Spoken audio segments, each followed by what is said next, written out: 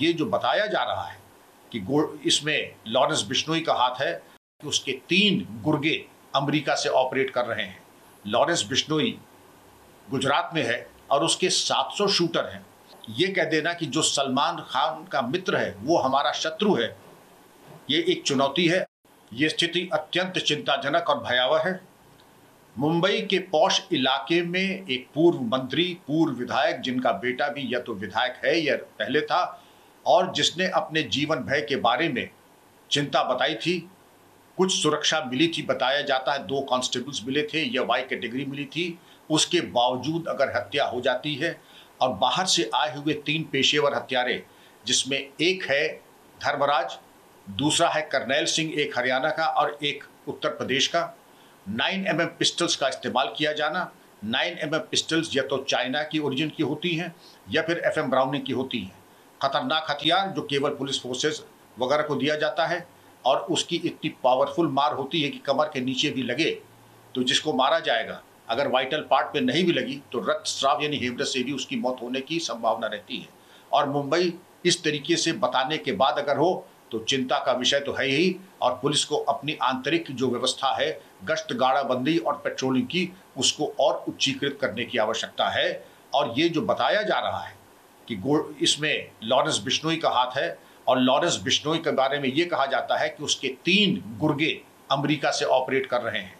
गोल्डी बरार, अनमोल बिश्नोई जो कि उसका भाई है, और एक नाम और है मैं आपको बताता हूं जो कि अमेरिका से उसको संचालित कर रहे हैं।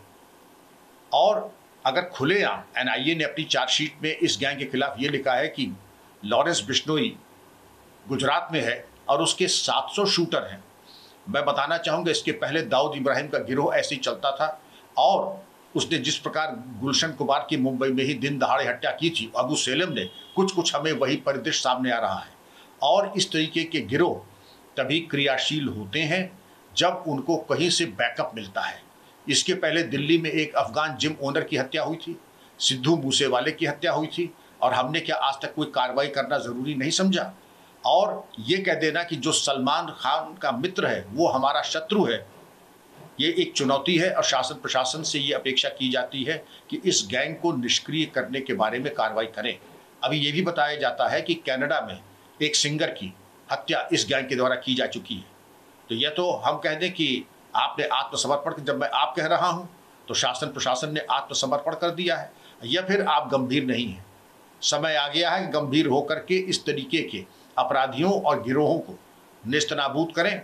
और 1-2 फुट सोल्जर्स पैदल सिपाही पकड़ने से काम नहीं चलेगा। गैंग के पीछे ज़रूर किसी विशिष्ट व्यक्ति का या संगठन का हाथ है, क्योंकि बिल्कुल संगठित अपराध के एक शीर्षस्थ गिरोह की तरह क्रियाशील हो रहा है। एक बड़ा अहम सवाल है सर, जैसे कि आपने जिक्र किया जिन पिस्टल्स का इस्तेमाल अशरफ के साथ भी किया गया था, उसमें भी 3 लड़के आए जो कि काफी यंग एज के थे। सेम सिचुएशन यहाँ, जैसे कि हाई टेक पिस्तौलों का इस्तेमाल किया गया था। तो क्या कुछ सिमिलरिटीज देख रहे हैं आप इन चीजों में? क्या मैं ये देख रहा हूँ कि हथियार हवा से नहीं आते। 9mm की ब्लैक में भी, असली अगर देखें मार्केट में प्रोहिबिटेड बोर्ड है, मिलेगा नहीं, लेकिन ब्लैक में भी बताया जाता है कि 10 लाख से कम नहीं आता है। अगर अतीक के केस में आए थे वो भी अत्यंत आपत्तिजनक था। पुलिस कस्टडी में इस प्रकार की हत्या अत्यंत आपत्तिजनक और निंदनीय है। इसके ऊपर भी बहुत प्रभावी कार्रवाई, और जो भी पुलिस ड्यूटी एस्कॉर्ट में थे, हालांकि जुडिशल कमीशन और एक कमीशन ने उसमें कोई त्रुटि नहीं देखी, लेकिन मेरा इसमें मतभेद है।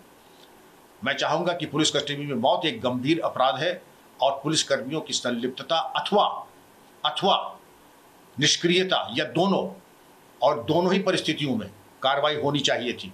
वर्तमान परिस्थिति में भी अगर इस तरीके के शूटर आ रहे हैं, आप देखें करनैल सिंह हरियाणा से, दूसरे धर्मराज उत्तर प्रदेश से, और 9mm की पिस्टल लेके मुंबई में खुलेआम घूम रहे हैं, और लोग मुंबई में जाने पर रोज़ का कितना खर्चा होता है बताने की आवश्यकता नहीं है। जाहिर है कि उनको खर्चे की कोई चिंता नहीं थी। रेकी करना और इस तरीके से आक्रमण करके हत्या करना, मैं इसकी घटना की निंदा करता हूं और उम्मीद करता हूं कि इसका सफल अनावरण होगा। एक आखिरी सवाल है सर, जिस तरह से ये यंग दुनिया में बढ़ती जा रही है, आप किस तरह से देखते हैं एज ए यूपी के फॉर्मर डीजीपी? पूर्व पुलिस महानिदेशक होने के नाते और एक वरिष्ठ नागरिक होने के नाते मैं बच्चों से, लड़कों से कहूँगा, ग्लैमर के चक्कर में न पड़े। एक कहावत है, the wages of sin is death, इस तरीके की जो रास्ता पकड़ता है उसका एक ही गंतव्य है मौत। इस रास्ते के न चुने, क्योंकि इसमें आज तक किसी को मैंने लाभान्वित होते नहीं देखा। कुछ समय के लिए वैभव और ग्लैमर मिलता है, उसके बाद लाश चीर घर में पोस्टमार्टम के लिए जाती है। इसलिए इस रास्ते को न देखें, मेहनत और ईमानदारी से काम करें। Subscribe to Midday India. Get direct notifications on all our videos by clicking on the bell icon.